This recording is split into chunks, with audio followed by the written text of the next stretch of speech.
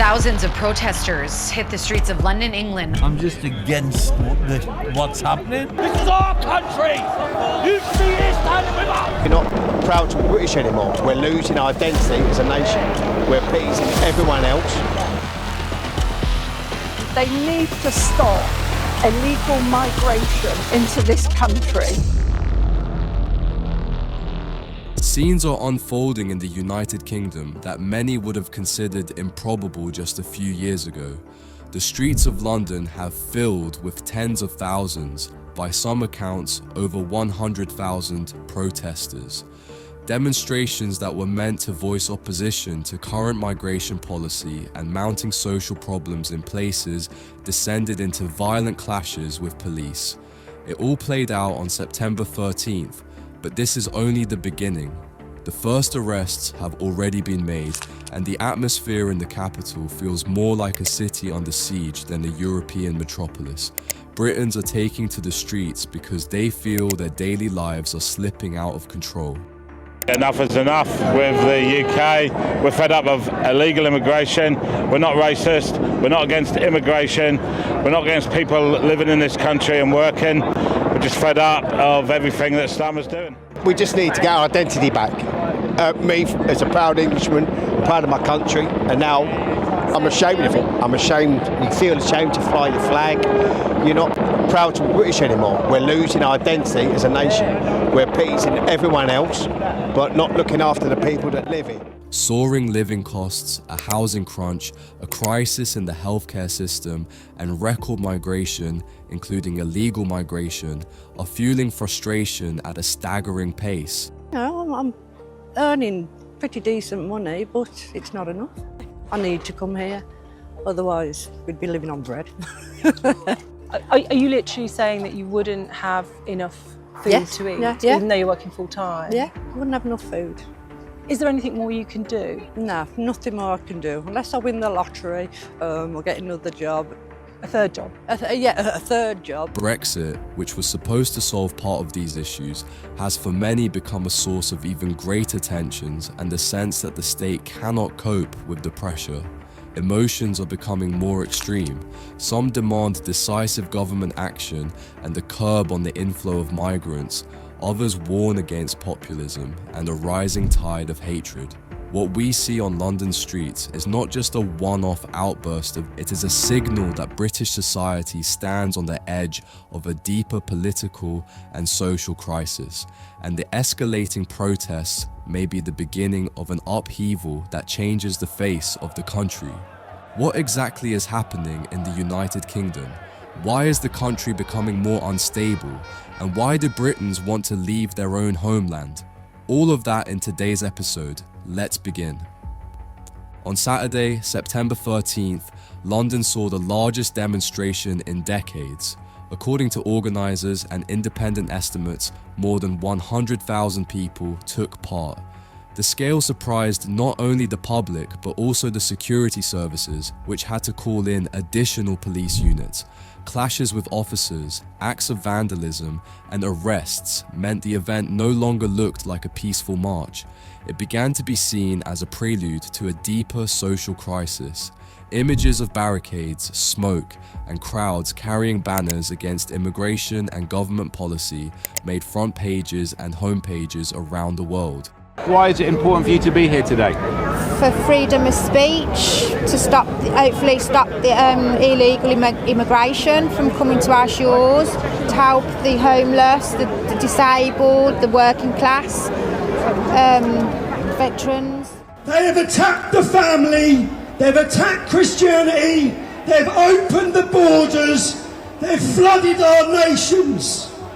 They managed to silence us for 20 years with labels. Racist, Islamophobe, far right. They don't work anymore. Public sentiment in the United Kingdom has been growing steadily more strained. According to opinion polling from the summer of 2025, over 60% of Britons believe the government has lost control of migration policy, and nearly half openly say the current situation threatens the country's stability. Add to that the rising cost of living, Although inflation has fallen from the record levels of 2022 and 2023, it still hits the poorest hardest. A housing crisis, shortages across the NHS, and a sense of marginalization in many regions are driving frustration. Tellingly, migration has become a symbol of a broader state failure. People are protesting not only the inflow of foreigners, but also the elites who for years promised solutions and failed to deliver. Media are reporting concrete numbers that stoke emotions further.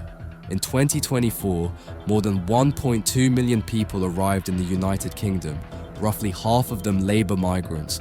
The government tried to limit social benefits for new arrivals, but the effects have been modest, and the British labour market still faces worker shortages in many sectors.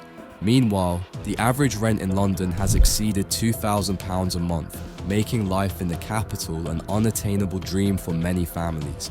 In such conditions, frustration easily turns to anger, and anger to street demonstrations.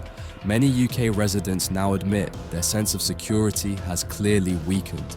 This concerns both economic issues and everyday life in local communities.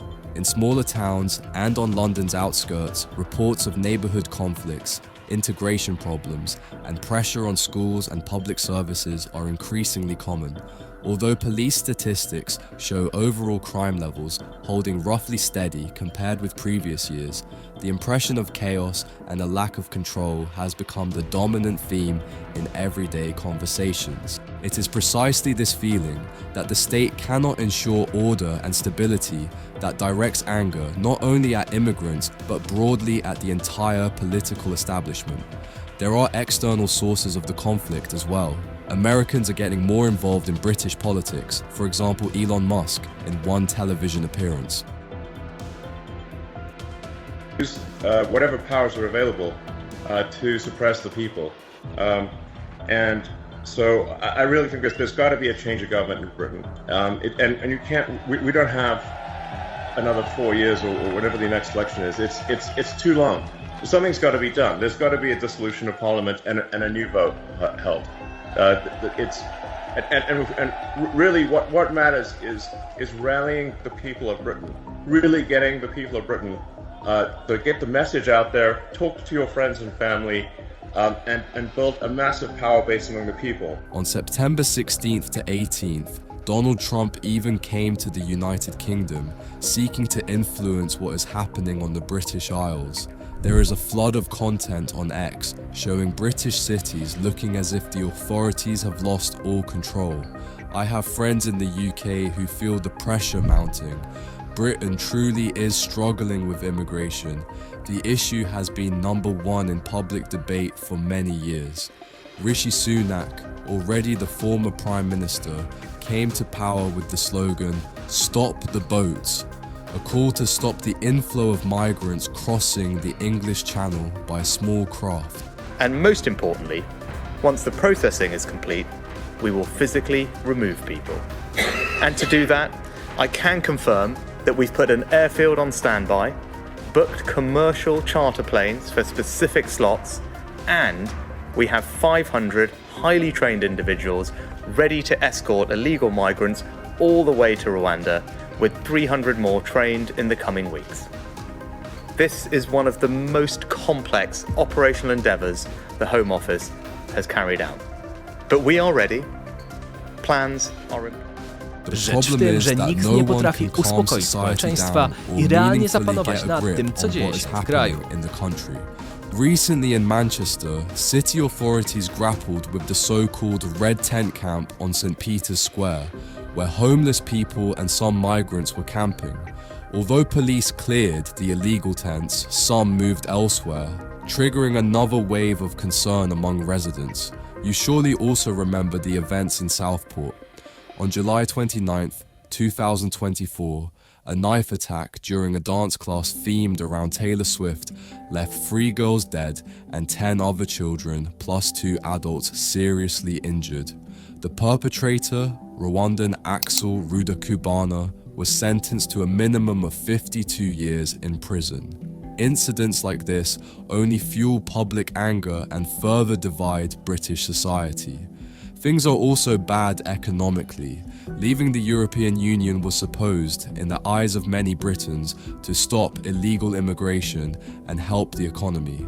The problem is that this did not happen, and things are even worse than before. The British economy in 2025 is in a difficult spot, and voices are growing louder that Brexit, instead of strengthening the country, has weakened its competitiveness. According to the International Monetary Fund, UK GDP grew by just 0.5% in 2024, with a forecast of 0.6% growth for 2025, putting Britain at the back of the pack among developed economies. In March 2025, CPI inflation in the UK stood at 3.8%. Crucially, not only trade but investment fell after Brexit. The City of London, once the undisputed financial leader in Europe, is losing ground to Frankfurt and Paris. According to an OECD report, in the 5 years after Brexit, foreign direct investment in the UK fell by more than 25%. The situation in the United Kingdom is increasingly spilling beyond a local frame. Even Polish politicians from the right have shown up at London protests to signal support for the demonstrators' slogans. This is a sign that the crisis on the Isles is taking on international significance and becoming a piece in the political game, not just in London, but in other European capitals as well. It's over 2 million people watching us. Do you know why? Because we are not a silent majority anymore. We are not silent. Let me hear you, lions. And we are taking our Christian Europe back. We are taking this continent because this is our home. Escalation looks plausible because every side, from UK factions to foreign actors, will want to use the situation for its own ends, further stoking emotions and dividing society. The fact is, the British Isles face many problems. The mistakes are years of neglect and the loss of control over national security. Illegal immigration is one reason, but not the only one. Often, extreme slogans like Brexit push the country further toward the abyss, and what we are witnessing now is the sum of many factors. Will this crisis be contained? Time will tell. Let me know what you think. That's all from me today. See you in the next episode. Thanks and take care.